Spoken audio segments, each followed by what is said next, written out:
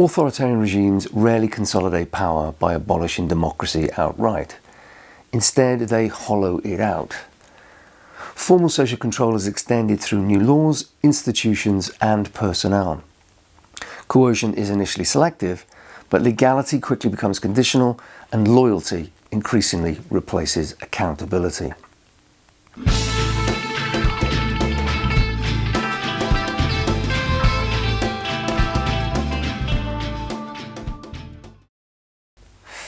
A defining feature of authoritarian consolidation is the erosion of the rule of law. Courts lose their ability to constrain the executive, emergency powers expand, and individuals become vulnerable to detention without effective judicial oversight.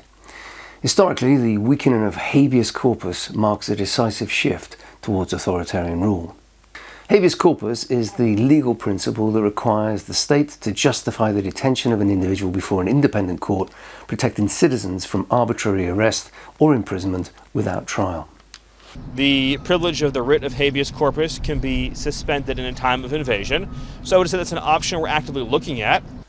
Since returning to office in 2025, the Trump administration has invoked the Alien Enemies Act to deport migrants without due process. Executive orders have curtailed protections for LGBTQ+ individuals and expanded presidential discretion. Supreme Court rulings in 2025 and 2026, remember, he has a self-selected sympathetic majority in the Supreme Court, has granted him broad presidential immunity and limited judicial review, further reducing legal accountability. Calling it, quote, a big win for our Constitution and democracy. As well as authoritarian laws, there are also new authoritarian institutions. Consolidation often involves the emergence of a dual state. And Frankl distinguished between the normative state that the Nazis inherited within ministries and civil service, local authorities, laws and conventions, and the prerogative state, a new system that derived its legitimacy entirely from the will of Hitler and his acolytes, where existing state institutions are gradually sidelined by a new prerogative system governed by executive discretion. Now, this is exactly what happened in Germany between 1933 and 1934, and since 2025, this pattern has become visible in the USA. For example, a new government agency, DOGE, restructured federal administration and introduced surveillance technologies with minimal oversight. China is sort of the example that does this. They have these master files that they have on every citizen that are everything that they've ever done. It's called social credit scores. They have, and they use it to punish dissent. More significantly, ICE, Immigration and Customs Enforcement, has been massively expanded with enhanced powers of detention and deportation and reduced judicial scrutiny. With the passing of what Trump called the Big Beautiful Bill in July 2025, ICE was given funding that exceeded the entire defense spending of countries like Canada, Spain and Brazil. What you're seeing in these videos is an immigration agency with vast sums of money waging an entirely new version of law enforcement. Authoritarian regimes also consolidate power by controlling who exercises authority. Patronage ensures loyalty outweighs competence. Donald Trump's first 2025 cabinet revealed a striking mismatch between professional background and public responsibility. Many senior appointees came not from public administration, diplomacy, science or law, but from television, venture capital, ideological think tanks, lobbying and partisan media ecosystems. So, for those keeping count, we've got a TV host from Trump's favorite show who never rose higher than the rank of major, leading the Pentagon, a vaccine skeptic leading the health department, a woman who's repeated Kremlin talking points, heading up all US security services, a man who wrote a list of Trump's enemies and promised to pursue them, becoming the country's top cop, a wrestling mogul in charge of the country's education, and a man overseeing US government agencies who believes they should all just do the bidding of the president. What mattered was their loyalty or their campaign donations. With the implementation of Schedule F, thousands of career civil servants traditionally protected by merit-based rules can be dismissed and replaced. They would essentially become political appointees, hired and fired at the will of the president, and possibly replaced by somebody who may not be equally or better qualified, but who won't question the Trump administration's agenda or method of doing things. It's a system. In November 2025, proposals to add loyalty-orientated questions to federal hiring processes were described by oversight officials as placing political fidelity above expertise.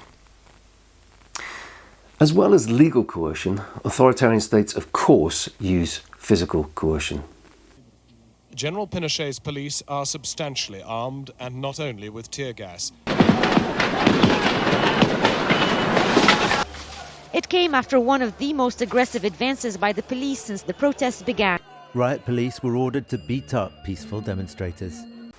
The US has no formal secret police, but selective coercion has become alarmingly visible. Unmarked federal agents, expanded surveillance, these things coexist with a high-profile use of force. The fatal shootings in Minnesota that were captured on video triggered a nationwide outcry and deepened distrust of federal enforcement tactics. They were attempting to push out their vehicle and a woman attacked them. An individual approached U.S. Border Patrol officers with a 9mm semi-automatic handgun. Such incidents, combined with data sharing orders, pressure on local officials, and encouragement of citizen denunciation, foster a culture of fear and suspicion. There's a term for this: denunciation. It's the practice of citizens monitoring each other's movements and reporting each other's activities to the government. It's characteristic of repressive societies and authoritarian states. So Trump's use of coercion does show clear authoritarian tendencies, but it remains incomplete. Formal social control is still selective, it's not total. Courts still function, opposition remains legal, and resistance persists. Yet the trajectory is clear. This is not totalitarianism, but it is a shift towards personalist authoritarianism driven by executive discretion, the hollowing out of institutions, and loyalty over law. He says, "You're not going to be a dictator, are you?" I said, "No, no, no, other than day one." Authoritarian regimes do not rely on coercion alone. They also seek to shape how people think, which voices are seen as legitimate, and where loyalty lies. This form of control is informal. It works through persuasion, pressure, and identity rather than law or force. Former President Donald Trump is suing CBS News. He alleges the network engaged in deceitful editing. In Trump's America, informal social control increasingly operates through legal intimidation, ownership, and algorithmic power, rather than direct censorship. Trump has repeatedly threatened to sue critical outlets. Multi-billion-dollar lawsuits against the BBC. At the same time, media ownership has consolidated under politically aligned billionaires, reshaping editorial priorities through access, fear, and self-censorship. Elon Musk's takeover of Twitter made this shift unmistakable. Power now lies less in editors than in algorithms that decide what is amplified or buried. The same logic underpins the US response to TikTok. The issue is not one of content, but of control, and control of the algorithm. In the modern authoritarian age, whoever controls the platform controls reality. And really quickly, can you tell me how important it is, these platforms, Axios talks about it all the time, for younger voters, TikTok, X, these platforms that pro-Trump, pro-government forces may be taking over? It's all that matters. They're getting almost 100% of their news from there. They're not listening or reading or watching the things that any of us are. They're sitting there staring at their phone, getting a feed built to an algorithm. That algorithm can be manipulated. Because direct censorship is restricted by the First Amendment, propaganda does not take the form of a single state broadcaster. Despite that, it is more centralized and coercive than it first appears. Question? Yeah, go ahead. Press conferences are used to openly pillory independent journalists. It's like in a state of shock. I'm not thinking, Mr. That's President. okay. I know you're not thinking. You never do. I'm sorry? No, go ahead. The press operation is openly combative, and official government websites and statements are systematically rewritten.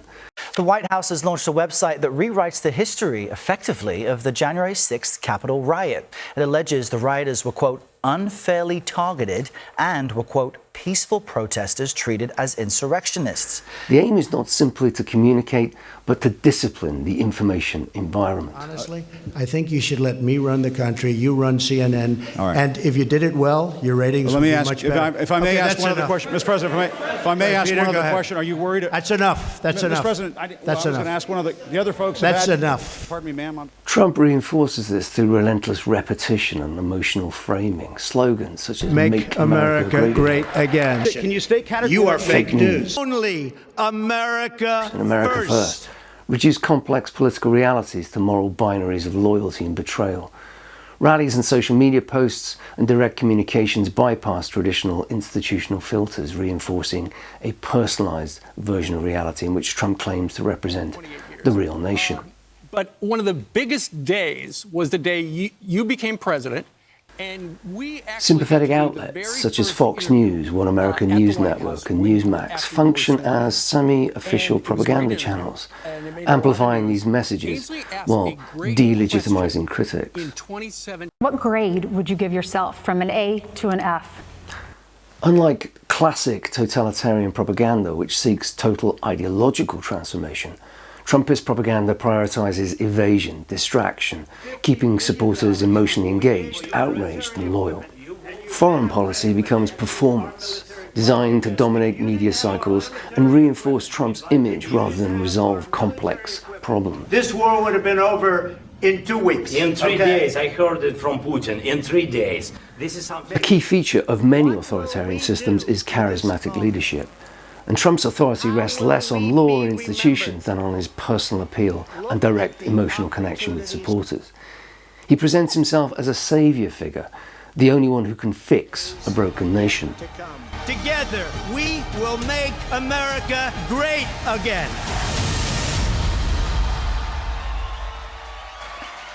This logic is made explicit in his recent claim that his own moral judgment is sufficient authority, placing personal conviction above legal, institutional, or ethical constraint. Do you see any checks on your power on the world stage? Is there anything that could stop you if you wanted to? Yeah, there's one thing, my own morality. Since 2025, this charisma has become increasingly institutionalized. Highly choreographed events at the White House, Trump's fixation on personal honors and the Nobel Prize, and the symbolic capture of cultural institutions such as the Kennedy Center blur the line between state and individual. A couple of hours ago, take a look. The president's name has been added. Informal social control is therefore central to how power operates in Trump's America. Without outlawing dissent or abolishing constitutional protections, pressure is applied through access, funding, public shaming, and the delegitimization of critics. Journalists, educators, and institutions learn to anticipate retaliation and adjust behavior accordingly. The effect is not silence, but self-censorship, a narrowing of what can safely be said, taught, or challenged. In this way, control is exercised not through law or force, but through atmosphere, shaping incentives, disciplining norms, and redefining loyalty as the boundary of acceptable speech.